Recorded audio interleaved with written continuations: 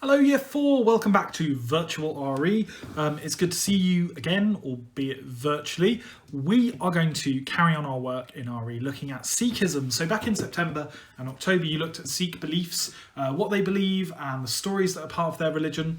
And today, and then for the next 6 lessons, we are going to look at Sikh practices. So how do they put those beliefs into practice? What could you see around you and you would think, gosh, okay, that's related to Sikhism, and the kind of festivals that they have in their faith as well. So lesson 1 today is, what is a Gurdwara? Do you already know the answer? Do you know what a Gurdwara is? We're going to find out in just a few seconds.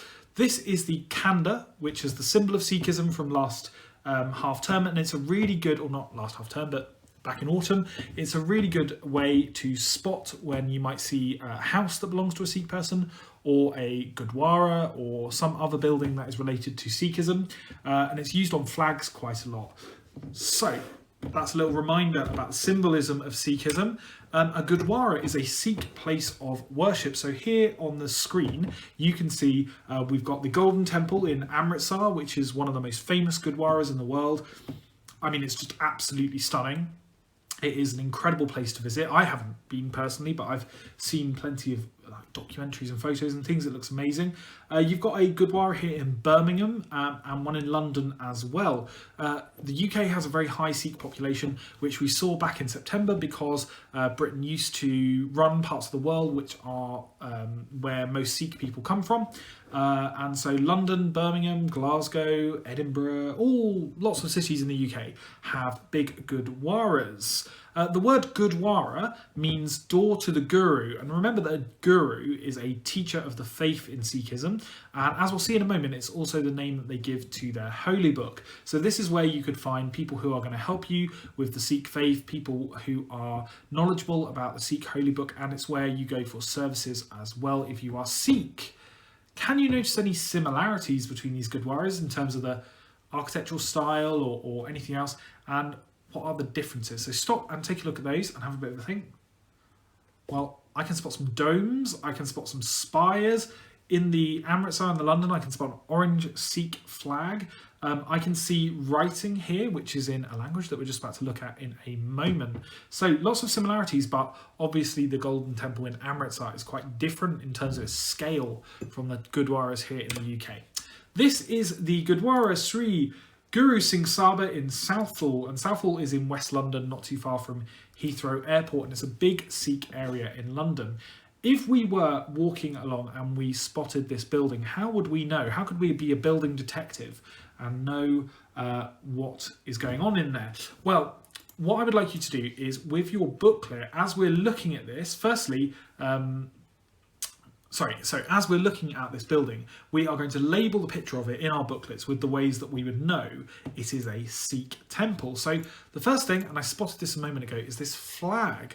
The flag has the Khanda symbol on it, which we looked at the start of the lesson, and it's orange, a colour strongly associated with Sikhism. So there's a really easy start for you. The style of architecture comes from India. The domes and columns are inspired by the Golden Temple that we just looked at. So these domes up here, they are very similar to domes that you would see on Indian temples.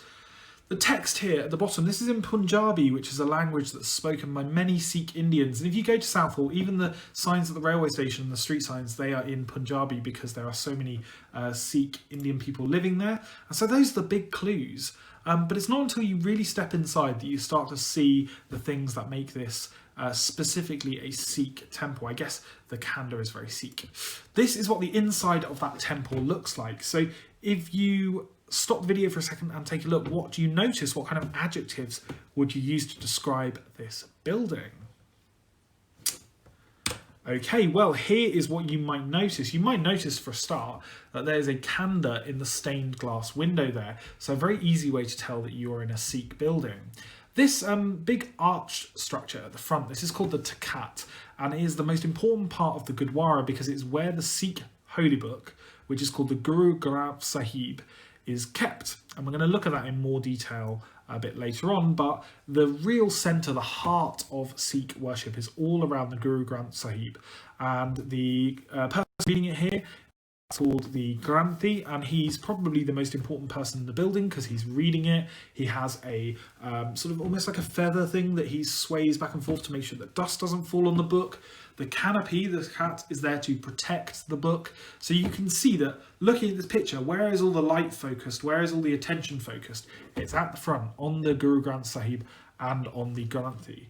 The men and the women traditionally sit separately in a Gurdwara, so you've got the men on the right and the women on the left. And if you look, every single person has their head covered as a sign of respect. So even if you or I went to a Sikh Gurdwara, which I've done a few times, they will ask you to put on a piece of orange cloth covering your head as a sign of respect, a lot like these people lining up at the centre here. Here's a better picture of a different Sikh temple, but it shows you the Takhat and the Guru Granth Sahib. It's probably the most important thing in the Gurdwara. Sikhs treat the book like a teacher who is alive. That's why they call it the Guru Granth Sahib.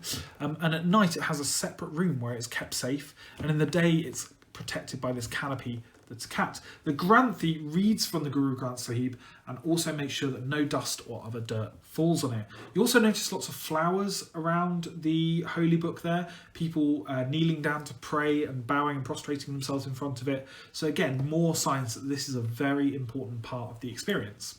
What we're going to do now is, if we look in our booklets, you'll see that we need to label the picture, showing all the different parts of the Gurdwara. So you've got Takhat, Khanda, Guru Granth Sahib, Granthi, the men's side and the women's side.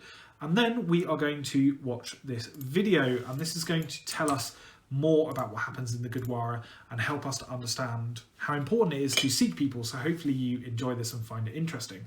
I'm going to mute myself and turn my camera off and let the video play. Hopefully I will see you next week, and we're going to look at Langar, which does feature in this video. So keep an eye out, and I'll see you next week. Have a great week. Bye-bye.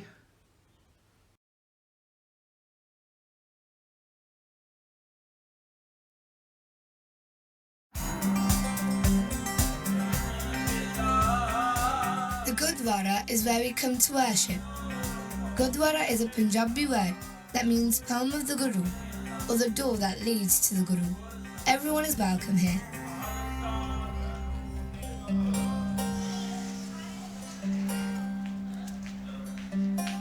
As soon as you enter the Gurdwara, you should take your shoes off and put them on the shelf.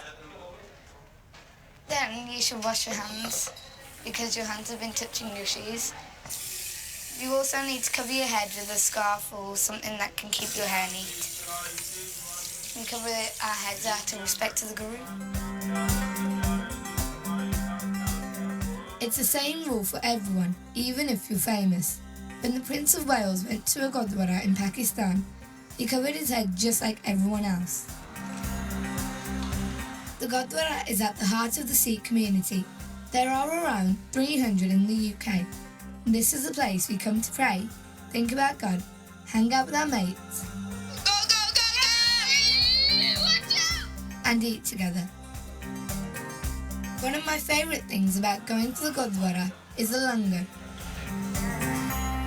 The aim of langar is to feed people that don't have enough money or anything.